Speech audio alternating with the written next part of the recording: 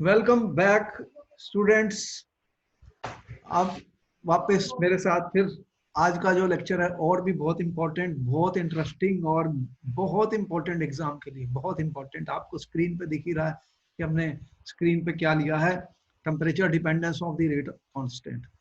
देखो कि स्टूडेंट्स हम इतने सारे क्लासेस कर रहे हैं, इतने सारे सेशंस आपके साथ ले रहे हैं और आपको बार बार मैं एक ही बात कह रहा हूँ कि जो हमारी सक्सेस है किसी की भी, वो डिपेंड करती है हमारी हैबिट्स के ऊपर, हमारे रिचुअल्स के ऊपर, हमारे डेली रूटीन्स के ऊपर। सक्सेस का मतलब यह है कि हमें हार्ड वर्क करना है और हमारे जो हैबिट्स हैं, हमारी रूटीन्स हैं, वो बहुत क्रिस्टल क्लियर होनी चाहिए कि आपने कितना काम रोज करना है, कितने आवर्स पढ़ना है। ये सारी बातें ही डिसाइड करेंगी हमारी सक्सेस को।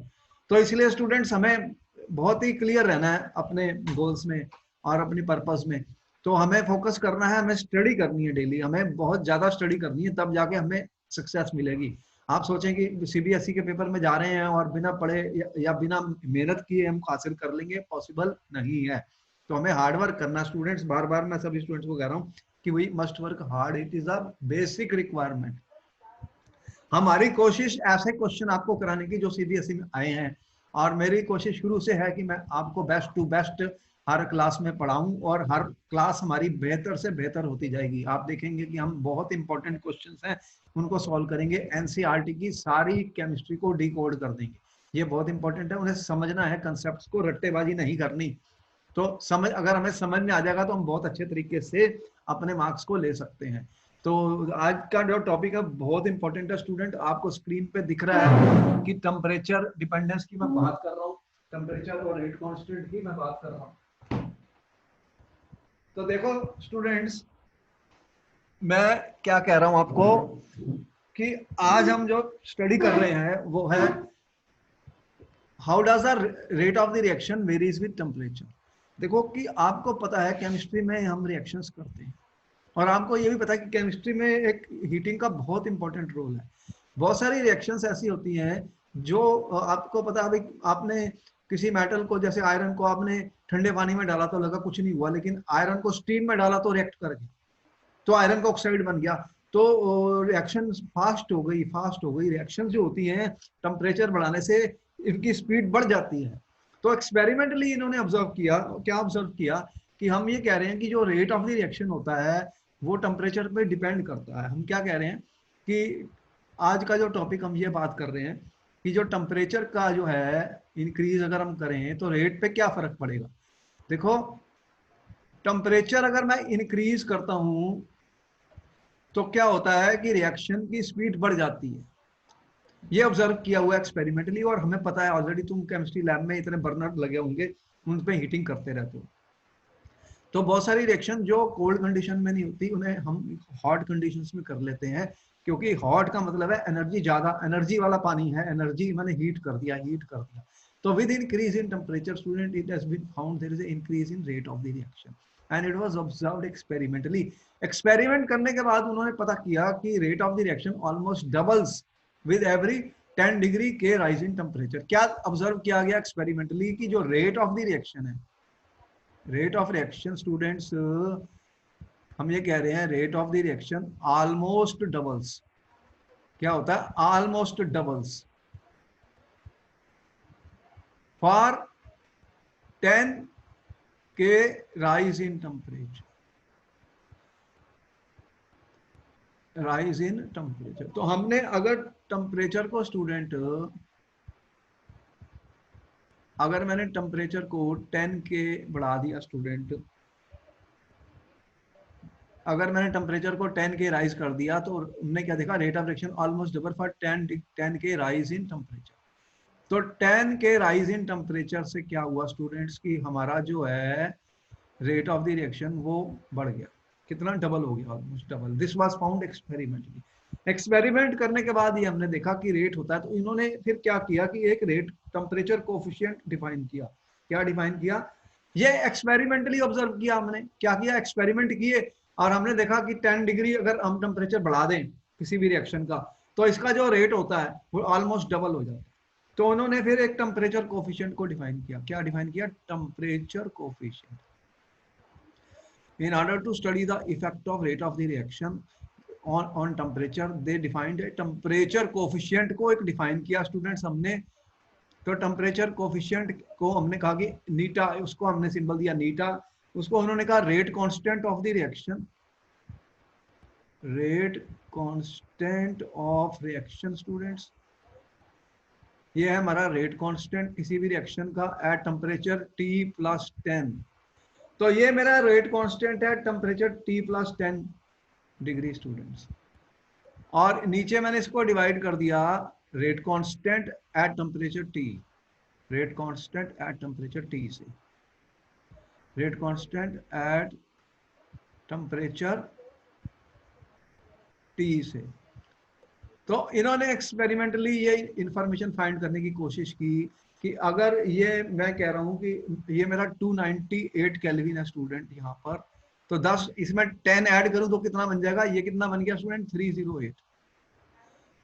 तो हमने रेट कांस्टेंट निकाला रिएक्शन का कितने पे 308 केल्विन टेम्परेचर पर, और फिर निकाला रेट कांस्टेंट 298 केल्विन पर, और इसकी जो वैल्यू आई स्टूडेंट्स एक्सपेरिमेंटली वो between 2 and 3 I.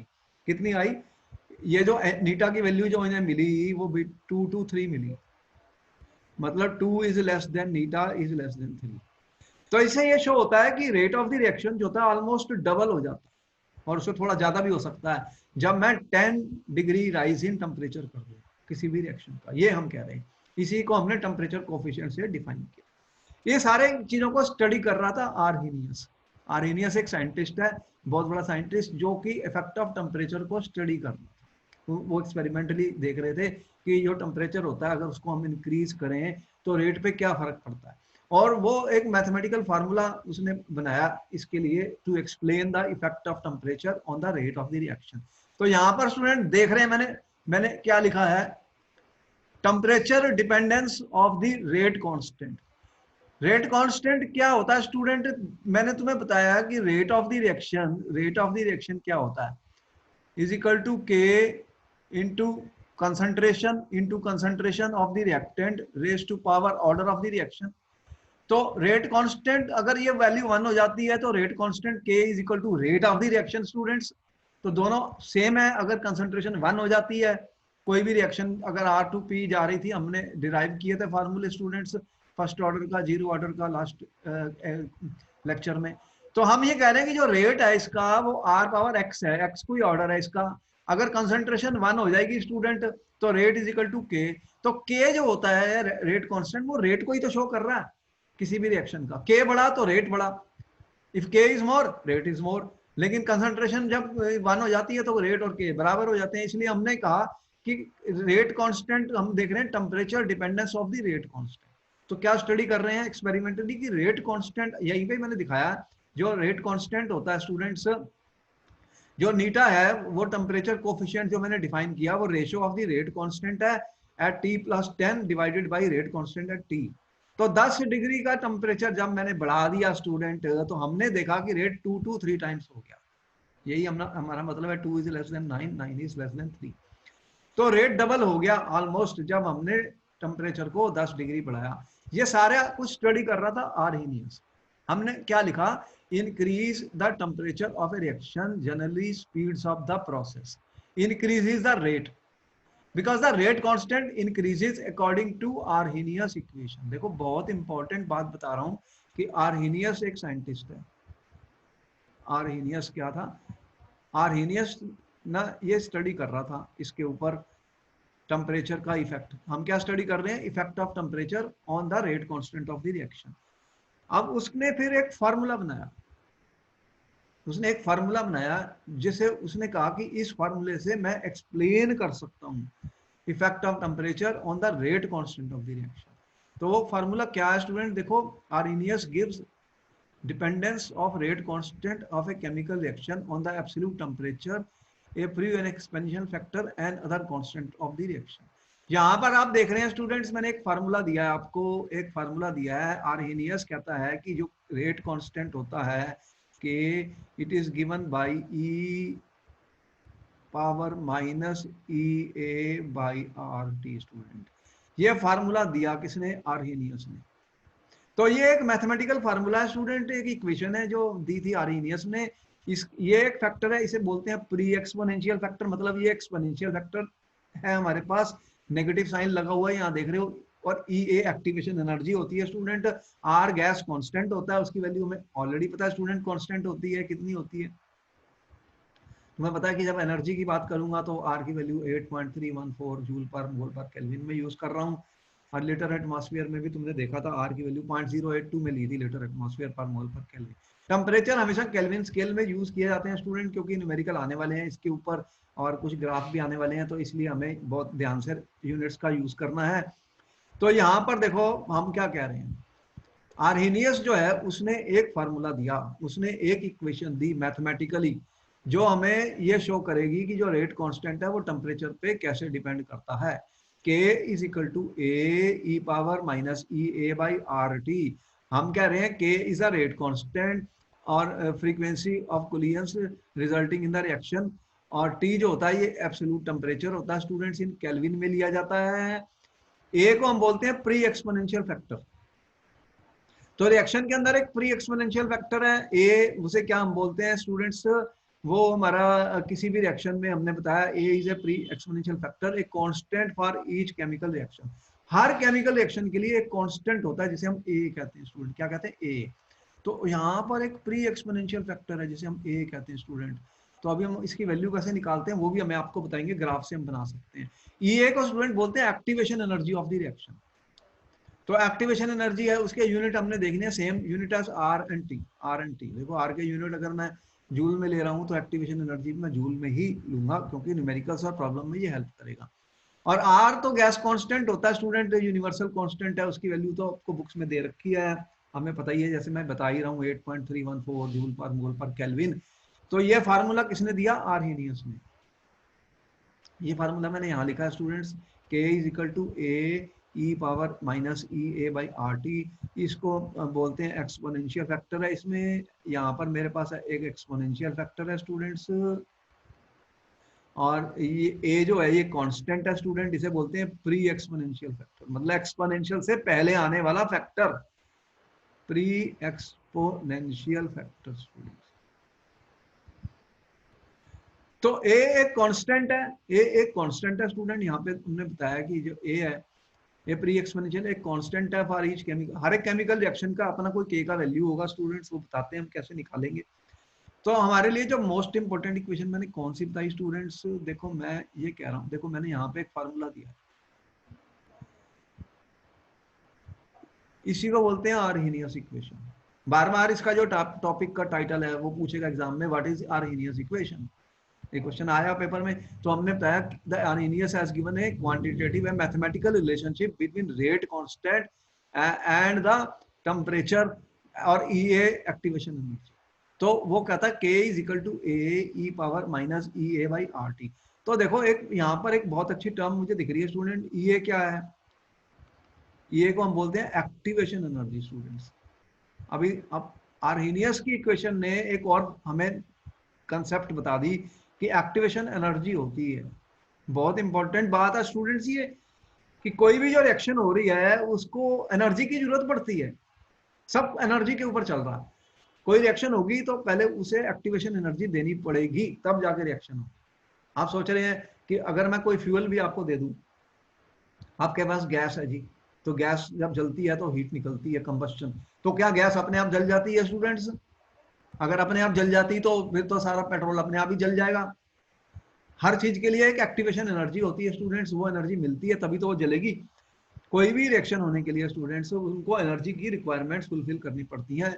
Minimum energy जो होती है which is required in order to form the products, उसे ही हम एक्टिवेशन एनर्जी बता रहे हैं स्टूडेंट यहाँ पर। तो एक मिनिमम एनर्जी चाहिए जब कोई भी रिएक्शन होगी। तो आर्हेनियस ने एक फार्मूला दिया जिसे हम बोलते हैं आर्हेनियस इक्वेशन स्टूडेंट। इसमें उसने कहा कि जो रेट कांस्टेंट होता है that is equal to A e exponential minus E A by R T. A is a pre exponential factor, उसे फ्रीक्वेंसी फैक्टर भी कहा जाता है, इसे फ्रीक्वेंसी फैक्टर भी कहा जाता है, क्योंकि ये डिपेंड करता है कितनी कुलियंस पर सेकंड पर लीटर जो रिएक्शन होती है उसमें होंगी। ई ए हमारी एक्टिवेशन एनर्जी होती है स्टूडेंट। तो E minus E A by R T क्या हो गया स्टूडेंट, ये क्या हो गया? अगर मैं इस फैक्टर को देखूं तो ये फ्रैक्शन ऑफ मॉलिक्यूल्स हैं स्टूडेंट्स मेरे पास रिएक्शन में। क्या है? एक्सपोनेंशियल फैक्टर जो होता है स्टूडेंट्स, वो फ्रैक्शन ऑफ मॉलिक्यूल्स हैं। This is a fraction of molecules. इसके ऊपर क्वेश्चन आ चुका है एग्जाम में, मैं तभी बता रहा हूं आपको। E minus EA by RT is a fraction of molecules which have energy equal to or greater than activation energy or greater than activation energy। बहुत important formula student, greater than activation energy. with fraction of molecules which have energy equal to or greater than activation energy, इसी को बोलते हैं E minus EA by RT। इस पर numerical भी आया था एक बार पेपर में, इसलिए मैंने बता दिया है। और ये जो है मेरा, इसे फ्रीक्वेंसी फैक्टर भी कहते हैं। ए मेरा जो कांस्टेंट है स्टूडेंट, ए क्या है? कांस्टेंट है। और इसे वो फ्रीक्वेंसी फैक्टर भी कहते हैं। तो यहाँ पर हमारे पास एक इक्वेशन बनाई आर्हेनियस ने। अब आर्हेनियस ने एक एक्टिवेशन एनर्जी की डेफिनेशन हमें दे दी, एक डेफिनेशन हमें आर्हेनियस ने दे दी। अब बहुत इंपॉर्टेंट पॉइंट है स्टूडेंट्स की, आर्हेनियस ये कहता है कि कोई भी जब रिएक्शन होगी तो मॉलिक्यूल्स जो होते हैं वो आपस में कोलाइड करेंगे। क्या करेंगे? कोलाइड करेंगे। जब मॉलिक्यूल्स आपस में कोलाइड करेंगे स्टूडेंट, तो कुछ बॉन्ड टूटेंगे और कुछ बॉन्ड नए बनेंगे। देखो रिएक्शन कैसे होती है स्टूडेंट, रिएक्शन कोई भी होगी तो उसमें बॉन्ड ब्रेकिंग भी होगी, बॉन्ड फॉर्मेशन भी होगी। मैं एग्जांपल यहाँ पे ले रहा हूँ। देखो एक रिएक्शन हो रही है, मैं ये कह रहा हूँ ये हाइड्रोजन है, ये रिएक्ट कर रही है स्टूडेंट आयोडीन के साथ और ये बना रही है HI। यहाँ पे देख रहे हो हमारे को HI मिल रहा है, ये रिएक्शन हो रही है। अब ये रिएक्शन कैसे हो रही है स्टूडेंट, कैसे हो रही है, ये कैसे होती है रिएक्शन? देखो तो यहाँ पर हम आपको शो करेंगे कि ये रिएक्शन कैसे होती है। तो आर्हेनियस जो है वो ये कह रहा है कि ये जो रिएक्शन है स्टूडेंट्स, देखो मेरे पास है H और H, देख रहे हो मेरे पास हाइड्रोजन और हाइड्रोजन है, और दूसरा मेरे पास आयोडीन है। होगा क्या स्टूडेंट कि ये कोलाइड करेंगे रिएक्ट करने के लिए। रिएक्शन कैसे होती है? मैंने पहले भी कहा कि ये दो मॉलिक्यूल्स हैं, अनलेस दे कोलाइड रिएक्शन नहीं हो सकती। तो ये आपस में नजदीक आएंगे, और नजदीक जब आएंगे तो क्या होगा? ये बॉन्ड टूटना है, ये वाला बॉन्ड टूटना है स्टूडेंट, देख रहे हो, और नए बॉन्ड फॉर्म होने हैं। यहाँ पे देख रहे हो हाइड्रोजन का बॉन्ड टूट गया, आयोडीन का बॉन्ड टूट गया आई का, और नया बॉन्ड बना है HI में। तो बॉन्ड ब्रेकिंग होनी है, बॉन्ड फॉर्मेशन भी होनी है। तो वो कह रहा है कि एक इंटरमीडिएट बन जाता है। क्या बनता है? एक इंटरमीडिएट बनता है। जैसे आप ये दिखा रहे हैं, देखो यहाँ पर ये बॉन्ड टूटना शुरू हो गया और इसका बॉन्ड भी टूटना शुरू हो गया स्टूडेंट्स, और यहाँ पे एक नया बॉन्ड फॉर्मेशन शुरू हो गई स्टूडेंट, ये बॉन्ड बनना शुरू हो गया। तो देख रहे हो एक ऐसा इंटरमीडिएट बन जाता है, इसे बोलते हैं एक्टिवेटेड कॉम्प्लेक्स। क्या बना दिया मैंने स्टूडेंट? एक्टिवेटेड कॉम्प्लेक्स बना दिया स्टूडेंट। यहां पे बना है स्टूडेंट एक एक्टिवेटेड कॉम्प्लेक्स बन गया। एक्टिवेटेड कॉम्प्लेक्स क्या होता है कि यहाँ पर अभी मैं आपको ग्राफ दिखाने जा रहा हूँ।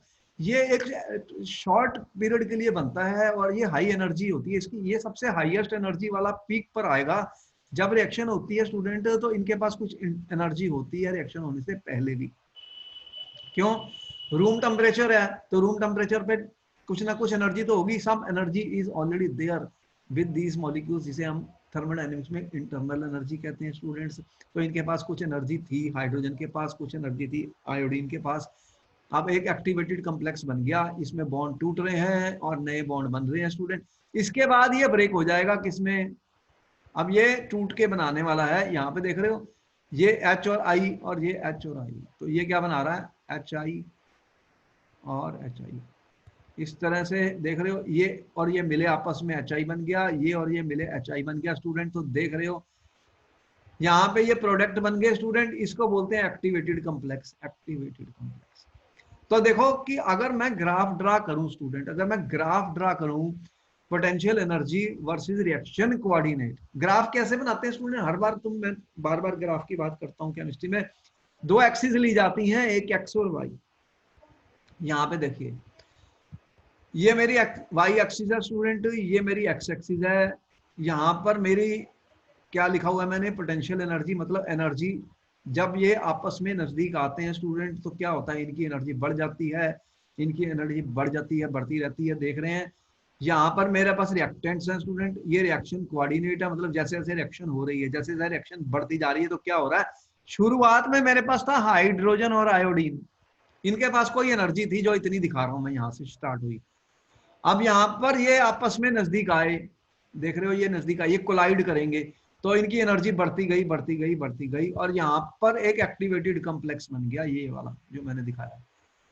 तो ये हाईएस्ट एनर्जी जो एनर्जी पीक है यहाँ पर है मेरे पास एक्टिवेटेड, ये टूटेगा, ये टूट के बनाता है प्रोडक्ट स्टूडेंट। तो प्रोडक्ट यहाँ पे एच बन रहे हैं, देख रहे हो 2 HI मॉलिक्यूल बन गए। तो ये जो गैप तुम्हें दिख रहा है स्टूडेंट यहाँ पर, इसे बोलते हैं एक्टिवेशन एनर्जी। इतनी एनर्जी जो है वो मिनिमम एनर्जी चाहिए मुझे इस रिएक्शन को करने के लिए। अगर ये एनर्जी अवेलेबल नहीं है स्टूडेंट तो रिएक्शन होने वाली नहीं है। तो एक्टिवेशन एनर्जी है, हर एक रिक्वायरमेंट होती है हर रिएक्शन के लिए स्टूडेंट। कोई भी रिएक्शन ले लो तो उसके लिए मुझे किसकी जरूरत पड़ेगी, एक्टिवेशन एनर्जी की। तो हमें एक्टिवेशन एनर्जी होगी तभी रिएक्शन होगी, ये हम कह रहे हैं। तो वो minimum energy which must be possessed by the reactants to form the products. और यहाँ पे हमने ग्राफ दिखाया, तो ये वाली जो मेरी एनर्जी देख रहे हो, इतनी एनर्जी की नीड पड़ गई। अब ये वैल्यू देख रहे हो रिएक्टेंट की एनर्जी, ये प्रोडक्ट की वैल्यू से कम आ गई है। तो ये डेल्टा एच मैंने दिखाया, डेल्टा एच क्या स्टूडेंट की, ये जो एंथैल्पी है, ये हीट निकलेगी इस रिएक्शन में, हीट निकलने वाली है, क्योंकि यहाँ पर एनर्जी ऑफ द प्रोडक्ट जो है वो less than energy of the reactant. तो एंथैल्पी ऑफ द प्रोडक्ट, मैं क्या कह रहा हूँ, एंथैल्पी ऑफ द प्रोडक्ट देख रहे हो यहाँ पर वो कम है, minus enthalpy of the reactant. इन दोनों का जो डिफरेंस है वो डेल्टा एच है। यहाँ पर इस रिएक्शन में ये नेगेटिव है। तो ये एक्सोथर्मिक रिएक्शन है स्टूडेंट। यहाँ पे जब ये फॉर्म होएगा तो हीट निकलेगी, क्या होगा, हीट निकलेगी इस रिएक्शन में, क्योंकि एनर्जी जो प्रोडक्ट की एंथैल्पी है वो लोअर है than the enthalpy of the reactant. ये कम है, ये ज्यादा है, ये कम है, ये ज्यादा है, तो साइन माइनस आएगा। इसी को हम बोलते हैं एक्सोथर्मिक रिएक्शन। अगर ऐसी रिएक्शन होती कि ये ऊपर आता तो वो एंडोथर्मिक रिएक्शन हो जाती। क्या होती, एंडोथर्मिक रिएक्शन हो जाती। तो हम ये कह रहे हैं कि किसी भी रिएक्शन में स्टूडेंट्स हमें पता लग जाएगा कि रिएक्शन कैसे होती है और क्यों हो रही है। तो ये जो हमने इक्वेशन बनाई यहाँ पर, ई क्या बनाई हमने, k is equal to A ई की power minus E A by R T. अब देखो कि इसका बहुत इंपॉर्टेंट बात है कि अगर हम इसका लॉग ले लें तो फिर क्या होगा, लॉग ले लें। अब देखो कि बहुत इंपॉर्टेंट है, एक तो मैंने बताया कि Arrhenius concept of activation energy. तो activation energy concept was given by Arrhenius. What he suggested that for every reaction which takes place, for any reaction which takes place, activation energy is required. जो कि हमने अभी आपको show किया कि reactants तभी react करेंगे जब उनके पास एक्टिवेशन एनर्जी होगी। और अगर एक्टिवेशन एनर्जी जिस रिएक्शन की जितनी कम होती है स्टूडेंट, उतनी ही रिएक्शन फास्ट हो जाएगी, जल्दी हो जाएगी। क्योंकि एक्टिवेशन एनर्जी अगर जीरो होगी तो एकदम फिर तो रिएक्ट कर ही गया वो सब्सटेंस। तो इतने सारी चीजें पड़ी हैं हमारे अर्थ के ऊपर, तो अगर एक्टिवेशन एनर्जी जीरो होती तो सभी रिएक्ट कर जाएंगे, तो फिर हम भी खत्म हो जाएंगे, सारा ही रिएक्शन हो गया। तो इसीलिए यहाँ पे हम ये शो कर रहे हैं कि कोई भी जो रिएक्शन होती है, Arrhenius argued that for reactants to transform into product, they must acquire minimum amount of energy called the activation energy। बहुत इंपॉर्टेंट कंसेप्ट है स्टूडेंट। क्वेश्चन आया था पेपर में कि एक रिएक्शन हो सकती है, अब एक रिएक्शन की एक्टिवेशन एनर्जी जीरो हो गई तो क्या होगा, फिर तो वो रिएक्शन हो गई बस, फिर उसे एनर्जी की रिक्वायरमेंट ही खत्म हो गई। नहीं तो एनर्जी चाहिए, जिसकी एक्टिवेशन एनर्जी ज्यादा होगी स्टूडेंट, वो रिएक्शन फिर और मुश्किल हो जाएगी, क्योंकि रिएक्टेंट्स को ज्यादा एनर्जी चाहिए प्रोडक्ट्स बनाने के लिए। ये एनर्जी की नीड क्यों पड़ती है स्टूडेंट्स, समझ में आ रहा तुम्हें कि रिएक्टेंट्स के अंदर बॉन्ड्स होते हैं, प्रोडक्ट वो उनको तोड़ना पड़ता है जब रिएक्शन करोगे स्टूडेंट। बॉन्ड ब्रेकिंग जो होती है इट रिक्वायर्स एनर्जी स्टूडेंट्स। कोई भी बॉन्ड होंगे रिएक्टेंट्स के, उन्हें तोड़ना पड़ेगा तो उनके लिए एनर्जी की जरूरत पड़ेगी। जब बॉन्ड फॉर्म होता है स्टूडेंट तो एनर्जी रिलीज होती है, क्योंकि एटम्स आपस में नजदीक आ जाते हैं। तो क्या होता है, जब जैसे जैसे नजदीक आते जाएंगे वो एनर्जी को रिलीज करेंगे, जो पोटेंशियल एनर्जी की फॉर्म में स्टोर होती है स्टूडेंट्स। तो यहाँ पर हमें समझ में आई कि आर्हेनियस ने एक दी कंसेप्ट जिसे हम बोल रहे हैं एक्टिवेशन एनर्जी। तो बार बार मैं कह रहा हूँ स्टूडेंट, देखो कुछ इक्वेशंस इंपॉर्टेंट होती हैं और हमारे को याद कर लेनी चाहिए। जैसे ये इक्वेशन है, ये बहुत इंपॉर्टेंट इक्वेशन है, इसको मैंने लाल पेन से मार्क कर लिया है क्योंकि इससे सारे क्वेश्चन सॉल्व होंगे। यहाँ पे माइनस का साइन लगा हुआ है। k is equal to A E power e minus E R T, एक फंडामेंटल इक्वेशन है स्टूडेंट, इससे बहुत क्वेश्चन सॉल्व होने वाले हैं। हर क्लास में मैंने जीरो ऑर्डर है, फर्स्ट ऑर्डर है, किसी भी में मैंने एक इक्वेशन दी, मैंने कहा इसको याद कर लो, अपने कॉपी पे एक साइड पे लिख लो, कलर्ड पेन से लिख लो, क्योंकि ये न्यूमेरिकल में डायरेक्ट यूज होगी। न्यूमेरिकल आएंगे तो मैं उसको सीधे कर दूंगा, क्योंकि हम कुछ क्वेश्चन इस पर सॉल्व करेंगे तुम्हारे लिए। अब मैं कह रहा हूं कि के जो है स्टूडेंट, वो ए ई पावर ई ए माइनस आर टी है। ये रेट कांस्टेंट होता है रिएक्शंस का, ये एक फ्रीक्वेंसी फैक्टर है, ये कांस्टेंट है। ई है तुमने कहा सर एक्टिवेशन एनर्जी है, आर गैस कांस्टेंट है, T temperature in kelvin scale, kelvin temperature है हमारा। अब अगर मैंने इसका लॉग ले लिया स्टूडेंट तो क्या बनेगा, देखो एल एन ऑफ के क्या बन जाएगा, L N A minus E A by R student और 1/t। देखो अब बहुत इंपॉर्टेंट बात है हर बार मैं ऐसे लेता हूं स्टूडेंट तो आपको समझ आती है स्टोरी।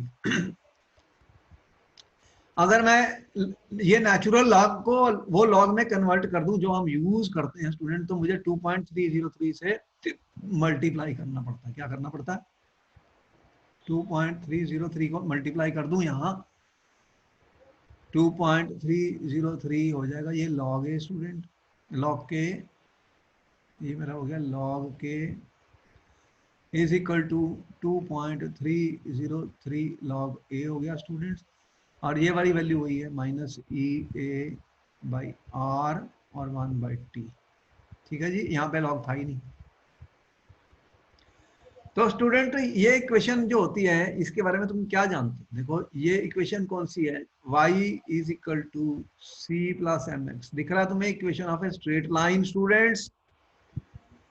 जब कभी मैं ग्राफ ड्रा करता हूं तो मैं क्या यूज कर रहा हूं केमिस्ट्री में, equation of a straight line, ये वाली इक्वेशन।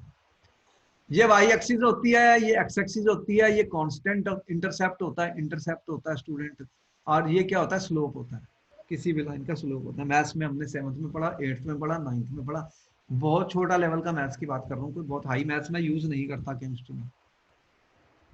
तो अगर मैं ग्राफ ड्रा कर दूं स्टूडेंट इस वैल्यू में और 1/t में, ये मेरा 1/t फैक्टर है, इसका ग्राफ बना दूं, ये मेरी y एक्सिस,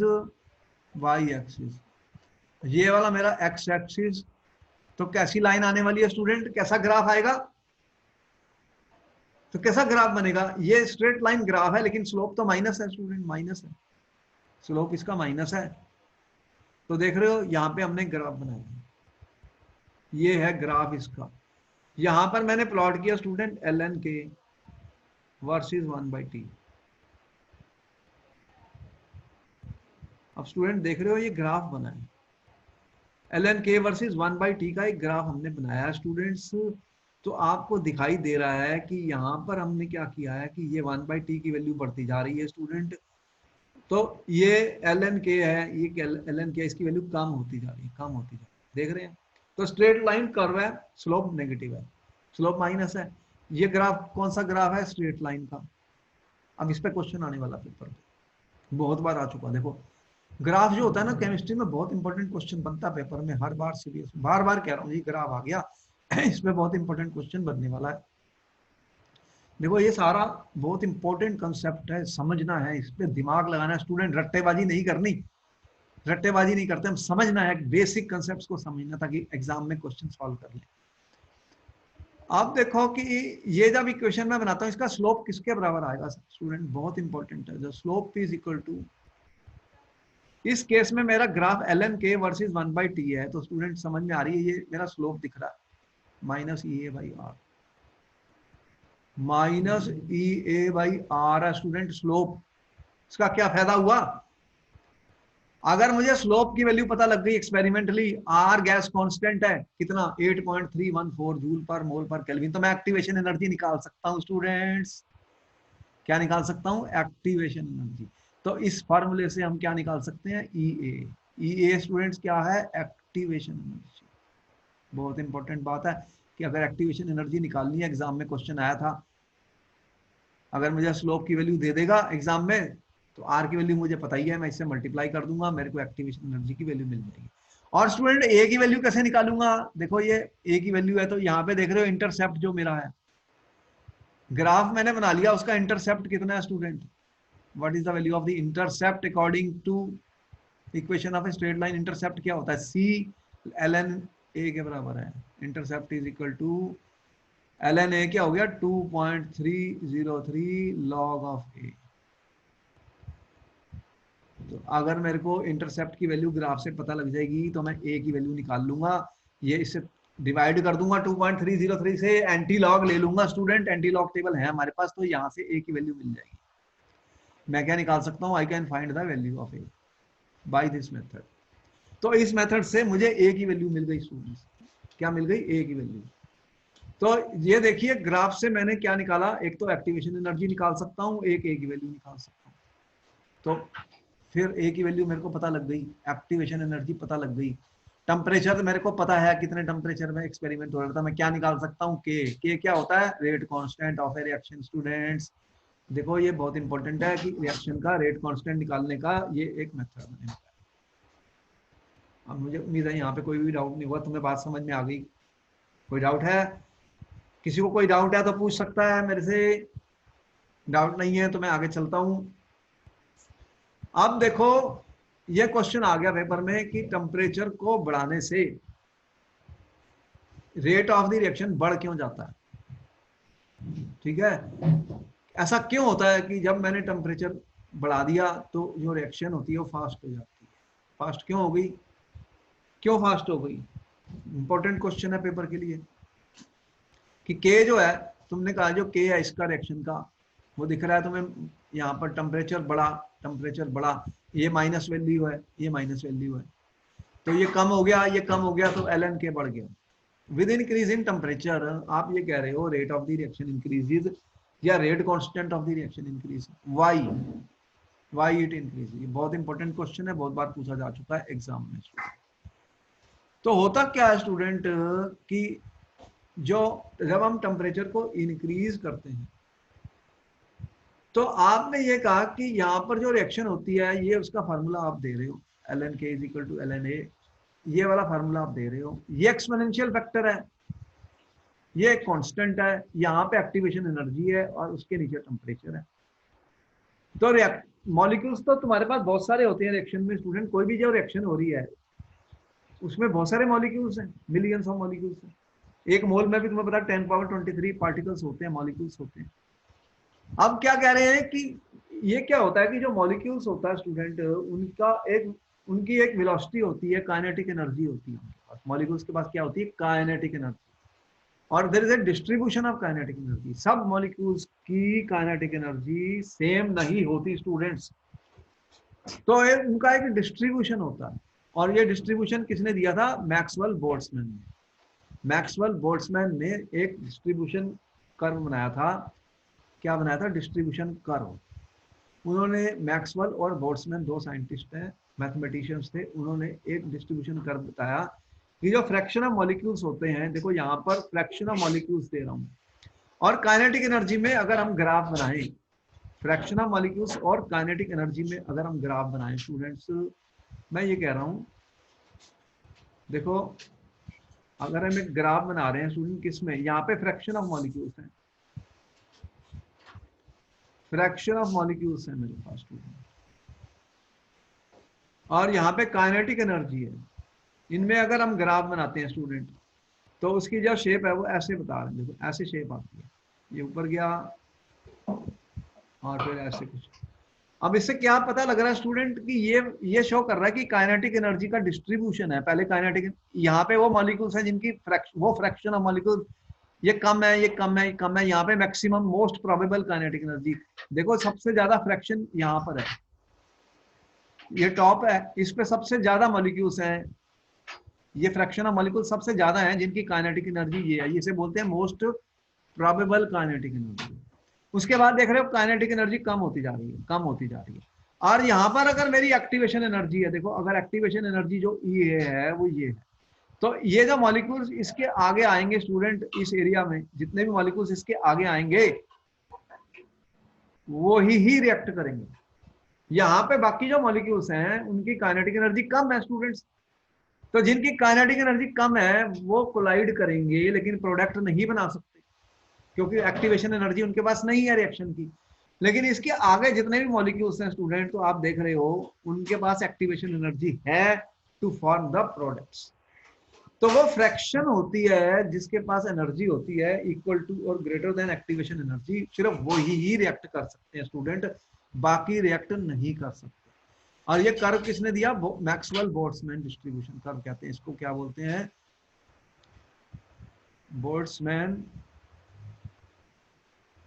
बोल्ट्जमैन मैक्सवेल, दो साइंटिस्ट हैं, इन्होंने ये कर्व दिया। अब होता क्या है कि जब टेम्परेचर हम बढ़ा देते हैं स्टूडेंट तो ये फ्रैक्शन बढ़ जाती है, ये फ्रैक्शन बढ़ जाती है। देखो ये टेम्परेचर T पर है मान लो, अब मैंने 10 डिग्री बढ़ा दिया टेम्परेचर, क्या बढ़ा दिया? 10 डिग्री। तो 10 डिग्री अगर टेम्परेचर बढ़ा दिया तो ये कैसा कर्व चले गया? ये कर्व ऐसा बन गया स्टूडेंट। हम देखो ये है T+10। अब ये T+10 पर आप देख रहे हो कि ये एरिया बढ़ गया मेरे पास। देखो मैं क्या बताना चाहता हूँ, बहुत इंपॉर्टेंट बात बताना चाहता हूँ। अब आप देख रहे हो कि T+10 पर ये जो फ्रैक्शन है इसका बढ़ गया है एरिया। T+10 टेम्परेचर पर number of fraction of molecules having energy equal to और greater than energy is more, therefore the rate of the reaction increases with increase in temperature. Students यही क्वेश्चन आया था, इसका ही हमने आंसर किया है। यहाँ पर हमने ये ग्राफ शो किया स्टूडेंट। देखो ये एक ग्राफ है फ्रैक्शन ऑफ मॉलिक्यूल्स और काइनेटिक एनर्जी में।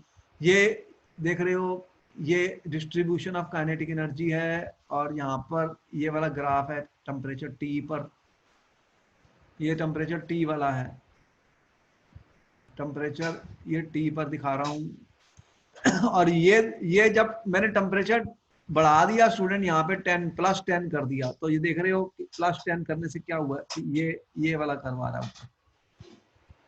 आप देख रहे हो एरिया बढ़ गया यहाँ पर, ये एक्टिवेशन एनर्जी है, देख रहे हो एनर्जी ऑफ एक्टिवेशन। ये मॉलिक्यूल्स को एनर्जी चाहिए रिएक्ट करने के लिए, मॉलिक्यूल्स को इतनी एनर्जी चाहिए रिएक्ट करने के लिए।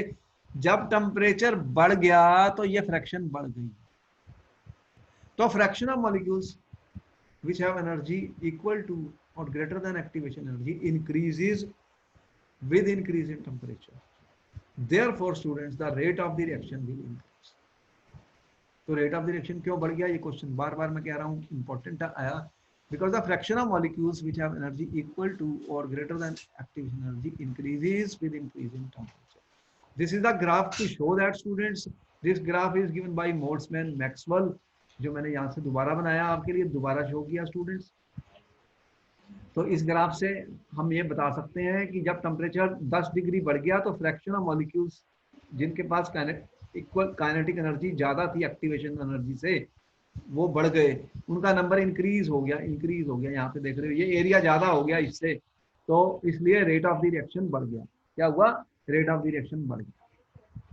तो समझ में आई? इसमें कोई डाउट है किसी स्टूडेंट को? ये बहुत इंपॉर्टेंट क्वेश्चन था, मैंने बार बार बताया आपको।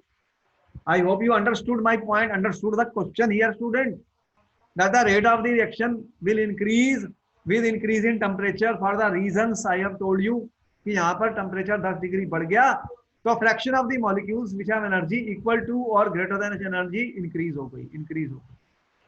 तो इसलिए यहाँ पर ये आप देख रहे हैं। अब देखिए स्टूडेंट्स, ये ग्राफ बहुत इंपॉर्टेंट है, एग्जाम में कई बार आता है, तुम्हें आना चाहिए भाई कैसे बनाते हैं। मैंने बताया मैक्सवेल बोल्ट्जमैन डिस्ट्रीब्यूशन, और एनसीईआरटी किताब में तुम्हें मिलेगा, हमने उसको एक्सप्लेन किया। अब ये है मेरी आर्हेनियस इक्वेशन, ये उसकी लॉग फॉर्म है स्टूडेंट, लॉग फॉर्म है। तो लॉग फॉर्म हमने दिखाई ये वाली, और इसका ग्राफ हमने बताया, ये एक स्ट्रेट लाइन ग्राफ बना हमारा, यहाँ पे हमने ग्राफ भी दिखा दिया। ग्राफ का क्या फायदा हुआ? एक्टिवेशन एनर्जी निकाल ली और ए की वैल्यू भी निकाल ली, क्योंकि इंटरसेप्ट की वैल्यू मुझे पता लग गई तो ए निकाल लिया, और स्लोप पता लग गया तो एक्टिवेशन एनर्जी निकाल ली। अब देखो कि एक और एक फार्मूला है जिसे गोल्डन फार्मूला कहता हूं मैं, जिससे बहुत न्यूमेरिकल सॉल्व होने वाले हैं। अब यहाँ पर देखो मेरे पास क्या है स्टूडेंट्स, मैं कह रहा हूं कि ln के मेरे पास है student equal to minus E A by R one by T. ठीक है स्टूडेंट। अब मैं कह रहा हूं कि मेरे पास एक K1 की वैल्यू है टेम्परेचर T1। K1 मेरा रेट कांस्टेंट है स्टूडेंट, रेट कांस्टेंट है टेम्परेचर T1 पर। जब टेम्परेचर मेरा है T1, टेम्परेचर हमेशा केल्विन में लेने हैं। अगर मैंने टेम्परेचर चेंज कर दिया तो K2 मतलब रेट चेंज कांस्टेंट बदल जाएगा। मैंने यही कहा कि ये इस इक्वेशन से ये पता लग रहा है कि टेम्परेचर बढ़ाने से रेट कांस्टेंट बढ़ता है। तो मैं कह रहा हूं K2 is my rate constant at temperature T2। K2 is my rate constant student at temperature T2। तो मैं दो इक्वेशन बना सकता हूं, यहां से दो इक्वेशन बना सकता हूं। इसी ये जो फार्मूला मैंने लिखा है मैं लिख सकता हूं स्टूडेंट इसको ऐसे, ln of K1 is equal to minus E A, ये एक्टिवेशन एनर्जी कांस्टेंट होती है, आर भी कांस्टेंट होता है 1/T1। और दूसरी इक्वेशन मैं कह रहा हूं ln K2 is equal to minus E A by R students divided by 1/T2। तो ये मेरा एक इक्वेशन बन गई, ये दो बन गई स्टूडेंट। अगर मैं दोनों को माइनस कर दूं, ऐसे लिख दूं ln K2 minus ln K1 students, तो क्या बनेगा? देखो ये minus E A by R है स्टूडेंट्स, और यहाँ पे क्या लगा हुआ है 1/T2। अब इसमें से ये माइनस कर रहा हूं, ये माइनस माइनस प्लस हो जाएगा स्टूडेंट, माइनस और माइनस प्लस हो जाएगा, क्या बन गया ई ए बाई आर 1/T1। इन दोनों में कॉमन क्या है student? E A by R, E A by R common है तो मैं इसको कॉमन ले लेता हूं। मैंने कॉमन ले लिया ई ए बाई आर स्टूडेंट, तो फिर क्या बच गया बीच में? ये माइनस है, ये प्लस है, 1/T1 माइनस 1/T2 बन गया स्टूडेंट। इसका एलसीएम ले लेते हैं, एलसीएम ले लेते हैं, ये क्या बन गया फिर? E A by R T2 minus T1 student divided by, divided कितना हुआ? ये मेरा T1 है, T1 इंटू T2। मैं एक फार्मूला बना रहा हूं जो न्यूमेरिकल्स में यूज होना है स्टूडेंट, बहुत बार यूज होता है, वो बहुत काम का है, इसलिए मैं डिराइव कर रहा हूं इसको। अब ये ln K2 minus ln K1 क्या होता है student? log A minus log B क्या होता है? log A by B। इसका मतलब यहाँ पे मैं ये ln K2 बाई K1 हो गया, log A minus log B is equal to log A by B।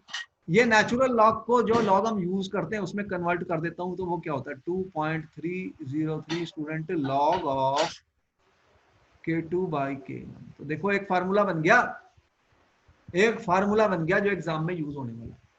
2.303 को नीचे ले आते हैं स्टूडेंट्स, तो क्या बन जाएगा फिर?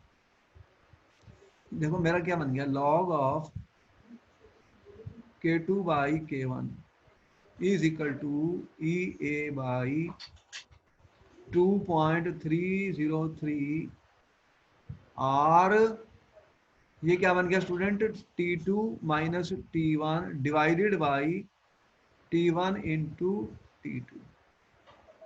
ये एक फार्मूला बन गया स्टूडेंट न्यूमेरिकल सॉल्व करने का, गोल्डन फार्मूला। ये बहुत इंपॉर्टेंट फार्मूला है, ये एग्जाम के लिए आना चाहिए। देखो जब हम प्रैक्टिस कर लेते हैं, फार्मूले याद कर लेते हैं, तो हमारा काम बहुत आसान हो जाता है, बहुत आसान हो जाता है एग्जाम में आने वाला। देखो इसको मैं, जो मेरे गोल्डन फार्मूले हैं स्टूडेंट, मैं उनको कलर्ड पेन से लगाता हूँ। और तुम्हें भी मैंने ये कहा भाई स्टूडेंट्स, आप कलर्ड पेन्स का इस्तेमाल कीजिए, और जो गोल्डन फार्मूले हैं उनको डिफरेंट कलर से आप ले लीजिए, ताकि हम उनको याद कर लें स्टूडेंट्स, उनको याद कर लें। इससे ये फायदा होगा कि हम ऐसे क्वेश्चंस को डायरेक्टली इन फार्मूला लगा के कर लेंगे। ऐसे बहुत क्वेश्चन आने वाले हैं स्टूडेंट एग्जाम में, डायरेक्ट फार्मूला अप्लाई करेंगे और इनकी वैल्यूज निकाल लेंगे। तो ये एक फार्मूला मैंने बताया जो बहुत काम का, इससे बहुत क्वेश्चन आने वाले हैं पेपर में स्टूडेंट्स। और ये आर्हेनियस कंसेप्ट बहुत इंपॉर्टेंट है। जितने भी क्वेश्चन के मतलब इंपॉर्टेंट क्वेश्चन डिस्कस हुए, उनके आंसर मैं आपको ऑलरेडी इस लेक्चर में दे चुका हूं। याद रखो हम पूरी डिकोडिंग कर रहे हैं एनसीईआरटी की, और जो पिछले पेपर्स आए हुए हैं उनको भी डिकोड कर रहे हैं। आपको साथ साथ बता रहा हूं कि देखो ये क्वेश्चन पूछा गया, व्हाट इज आर्हेनियस इक्वेशन, तो तुम्हें K is equal to AE minus EART ऊपर लिखी हुई है। अब इसका लॉग फॉर्म क्या है? अब स्लोप कैसा बनेगा इसका, देखो इसका ग्राफ कैसा बनेगा, if I plot ln versus 1/t, तो इससे एक्टिवेशन एनर्जी कैसे निकालोगे, स्लोप से एक्टिवेशन एनर्जी निकलती है, यहाँ पे हमने दिखाई। और ln a की वैल्यू कैसे, a की वैल्यू कैसे निकालोगे, इंटरसेप्ट से a की वैल्यू निकल आएगी। और ये क्वेश्चन पूछ लिया उसने कि भाई ऐसा क्यों है कि जब हम टेम्परेचर को इंक्रीज करते हैं तो rate of the reaction increase होता है, बहुत इंपॉर्टेंट क्वेश्चन है। तो हमने बताया कि fraction of molecules with energy equal to और greater than activation energy increases with increasing temperature. तो इसके कारण क्या होता है कि रेट ऑफ द रिएक्शन बढ़ जाता है। और वो फिर उसने पूछा कि मैक्सवेल बोल्ट्जमैन डिस्ट्रीब्यूशन कर्व क्या है, तो उसको हमने यहाँ पर एक्सप्लेन किया, मैक्सवेल बोल्ट्जमैन को भी मैंने एक्सप्लेन किया स्टूडेंट, यहाँ पर तुम्हें हमने दिखाया है ये वाला जो हमने कर्व बनाया है, और यहाँ पे जो हमने दिखाया ये मैक्सवेल बोल्ट्जमैन है। हमने इसमें ये शो किया जो फ्रैक्शन ऑफ मॉलिक्यूल्स होती है और जो काइनेटिक एनर्जीज होती है उनका एक डिस्ट्रीब्यूशन होता है। बहुत सारे मॉलिक्यूल्स होते हैं, रिएक्शन जब मैं करता हूँ बहुत सारे मॉलिक्यूल्स लेता हूँ मैं स्टूडेंट, एक मोल में भी 10 पावर 23 है, तुम्हें पता है 6 × 10 पावर 23, तो इतने सारे मॉलिक्यूल्स होंगे वो आपस में रिएक्ट करेंगे, लेकिन उनकी काइनेटिक एनर्जी होती है, कोई रूम टेम्परेचर पर भी उनके पास एनर्जी है जिसे हम काइनेटिक एनर्जी कह रहे हैं। तो फिर उसका डिस्ट्रीब्यूशन होता है, सबकी एनर्जी सेम नहीं होती, कुछ मॉलिक्यूल्स की ज्यादा होती है, कुछ की कम होती है। तो जिनके पास एनर्जी एक्टिवेशन एनर्जी से ज्यादा होती है वही रिएक्ट करेंगे, वही जब कोलाइड करेंगे मॉलिक्यूल, तुमने ये बार बार कहा, देखो ये मॉलिक्यूल्स होते हैं सर, ये आपस में कोलाइड करेंगे, ये आपस में टकराएंगे तो रिएक्शन हो जाएगी, ये प्रोडक्ट बन रहा है। ये टकराएंगे स्टूडेंट्स, कैसे टकराएंगे, तो इनके पास टकराने के बाद भी अगर एक्टिवेशन एनर्जी नहीं है तो फिर रिएक्शन होने वाली नहीं है स्टूडेंट्स। तो कितने ऐसे मॉलिक्यूल्स हैं ए के, कितने ऐसे मॉलिक्यूल्स हैं बी के जिनके पास एक्टिवेशन एनर्जी होगी, वो यहाँ पर एक डिस्ट्रीब्यूशन कर्व हमने दिखाया। ये तो मोस्ट प्रोबेबल काइनेटिक एनर्जी होती है, ज्यादातर मॉलिक्यूल के पास ये एनर्जी थी, लेकिन ये भी सारे रिएक्ट नहीं कर सकते क्योंकि इनके पास जो एनर्जी है वो एक्टिवेशन एनर्जी से कम है स्टूडेंट्स। तो वो फ्रैक्शन होती है जिसके पास energy equal to greater than activation energy, वो यहाँ पर हमने दिखाई ग्राफ में जो लाल पेन से दिखाई। तो टेम्परेचर को इंक्रीज करने से इनका नंबर इंक्रीज हो गया, देख रहे हो ये एरिया अंडर द कर्व जो है वो इंक्रीज हो गया। ये कर्व बनाया था दो साइंटिस्टों का नाम मैंने बताया, बोल्ट्जमैन और मैक्सवेल ने स्टूडेंट्स, उन्होंने ये कर्व बनाया था, इसीलिए हमने उसका नाम लिखा और आपको दिखाया, और ये हमने उसकी डायग्राम दी मैक्सवेल बोल्ट्जमैन डिस्ट्रीब्यूशन कर्व की स्टूडेंट, कैसे जो होते हैं। ये 10 डिग्री, ये टेम्परेचर टी पर है स्टूडेंट्स, देख रहे हो कर्व टेम्परेचर टी वाला, ये टेम्परेचर टी वाला कर्व दिख रहा है ऊपर, ये ऐसे गया। इसके पास ये ब्लैक एरिया में जो दिख रहा है ये एरिया है जिसपे मॉलिक्यूल्स के पास kinetic energy greater than activation energy है। जैसे ही मैंने टेम्परेचर बढ़ा दिया तो कर्व देख रहे हो फ्लैटन हो गया, ये फ्लैट हो गया। इससे क्या रिजल्ट मिला कि ये फ्रैक्शन जिनके पास एनर्जी इक्वल टू और ग्रेटर देन एक्टिवेशन एनर्जी, उनका नंबर बढ़ गया है student. This area shows fraction of additional molecules which react eight T+10। तो T+10 पे फ्रैक्शन का नंबर बढ़ गया जिनके पास एक्टिवेशन एनर्जी थी, इसीलिए ही rate of the reaction increase हो गया। तो यहाँ पर हमने आपको आर्हेनियस इक्वेशन बताई और उसके बारे में बताया, और मैक्सवेल बोल्ट्जमैन डिस्ट्रीब्यूशन बताया, रेट ऑफ द रिएक्शन कैसे इंक्रीज होता है, ग्राफ कैसे बनता है, के की वैल्यू कैसे निकालते हैं, ए की वैल्यू कैसे निकालते हैं। आज का टॉपिक यही था स्टूडेंट्स, कोई डाउट है तो आप पूछ सकते हो, any doubt to any student you can ask me, क्योंकि इसके नेक्स्ट चैप्टर में हम इनका न्यूमेरिकल्स और क्वेश्चन करने जा रहे हैं। न्यूमेरिकल्स कौन कौन से पेपर में आए, हम पिछले बोर्ड के पेपर्स में से न्यूमेरिकल लेके आएंगे, उनको आपके सामने सॉल्व करेंगे नेक्स्ट लेक्चर में, और आप पार्टिसिपेट करिए मेरे साथ और उनको हम सॉल्व करेंगे। तो यहाँ का फिर आज का लेक्चर हमारा खत्म हुआ, फिर हम अगले क्लास में आपको मिलेंगे with important questions from sample papers of board which we will solve numericals on Arrhenius equation, और ऑर्डर और जीरो ऑर्डर और फर्स्ट ऑर्डर हमने किए, उनके ऊपर भी न्यूमेरिकल आते हैं। तो फिर हम न्यूमेरिकल्स बताएंगे आपको जो इम्पोर्टेंट है नेक्स्ट लेक्चर में। तो ठीक है, फिर हम मिलते हैं आपको नेक्स्ट क्लास में स्टूडेंट्स, और अपना आप अपने नोट्स बनाते जाइए और देखिए कलर्ड पेन्स का इस्तेमाल कीजिए, और जो जो इम्पोर्टेंट फार्मूले हैं उनको याद करना है लिख लिख के, क्योंकि जैसे जैसे मैं क्वेश्चन करता जाऊंगा प्रैक्टिस हो जाएगी, वो हमें याद हो जाती है, फिर हम एग्जाम में डायरेक्टली रख देंगे। हमारा मकसद रट्टेबाजी नहीं है स्टूडेंट्स, हमारा मकसद है अंडरस्टैंड करना, कंसेप्ट को समझना। ऑर्गेनिक केमिस्ट्री में भी दिखाऊंगा तुम्हें कि कैसे मैकेनिज्म समझते हैं, रिएक्शन को कैसे समझना है, याद तो बाद में करेंगे, पहले समझ तो लें। तो यही हम कर रहे हैं, जितने भी चैप्टर्स हम पढ़ा रहे हैं उसमें हम आपको केमिस्ट्री की एनसीईआरटी किताब को पूरा डिकोड कर देंगे। तो फिर बने रहिए मेरे साथ, अगली क्लास में मैं मिलता हूँ। Okay bye, will see you in the next class. कोई भी डाउट है आप मुझसे पूछ सकते हो, कोई डिफिकल्टी नहीं। और ज्यादा से ज्यादा स्टूडेंट्स को हमारी वीडियोस को शेयर कीजिए और स्टूडेंट्स को भी लेके आइए, ताकि हम और भी बेटर और अच्छे क्वेश्चन आपके लिए लेके आए। ये बहुत हार्ड वर्क करना पड़ता है लेक्चर देने के लिए, स्टूडेंट ज्यादा स्टूडेंट होंगे तो अच्छी बात है, हम और भी ज्यादा क्वेश्चन आपको करवाएंगे जो कंपटीशन में भी आते हैं। Okay, I will meet you in my next class students.